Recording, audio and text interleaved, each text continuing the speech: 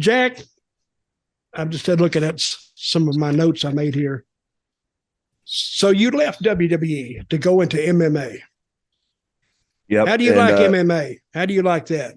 I like it. I am from a wrestling background, so the hard training is really who I am. That's how I became a two-time Oklahoma high school state champion. That's how I became an All-American. That's how I became worthy of riding next to Zeb Colter all those years.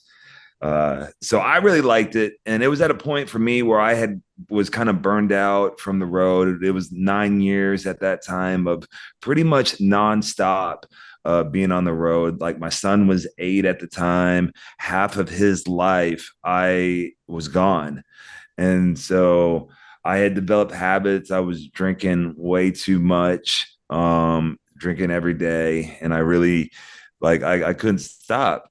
And so the MMA was great for me to get back to the hard training. And I felt like get back to who I was. And the training sucks. Getting punched in the face in practice sucks. Getting your arm pulled out of socket, Yeah, that kind of it sucks. sucks. But you know what's fun, Dutch, is in the real fight, when that cage door closes and all of a sudden all that hard work that you put in directly comes out as your performance and as your success.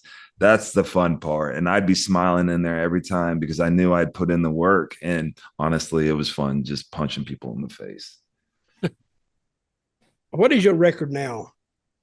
Well, technically, I'm 3-0, but really, I Yeah, should be 4-0. I'm three yeah. 0-1.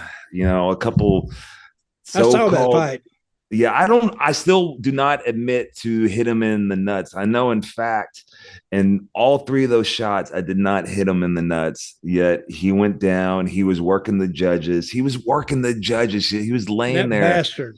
And as he's getting out of the ring, he Did he looks to wink at you me. when he was down? Did he go, Yeah, he did. And he goes, rematch, rematch, as he's walking see, out of the fucking ring. that I lost bastard? him. Yeah. But He was a big so fat bastard too. Hey, can you say that nowadays? You can't say anything about anybody being fat, but he oh was a fat guy. gosh. He was a compared to you. Yeah, he was fat. Yeah. You were. Nowadays, fat's a compliment, It's like bizarre world. Oh, thank you. What do you weigh now? I'm about 230, 235. My wife calls me Really? skinny. Yeah. But you were heavier in that WWE. Yeah, I was 250, 260. Mm-hmm.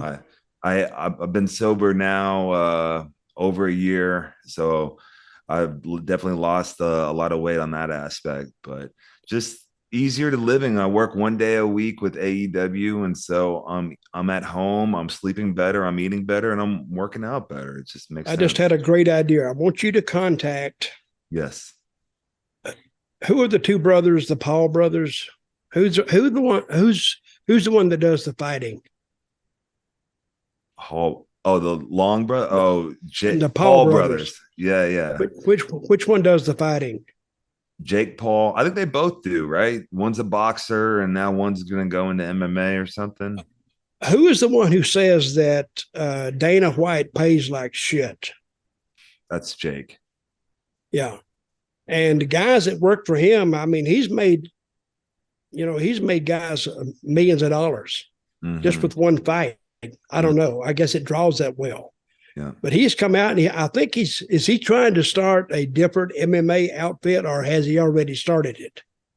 So I think he signed with PFL, Professional Fight League, and they Mm-hmm. air on NBC's, and they're the ones that have Kayla Harrison at 155. She's like their big draw.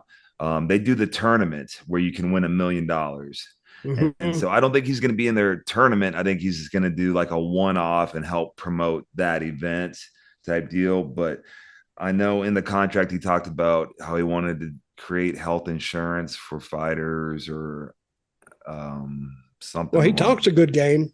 Yeah, he talks a good game.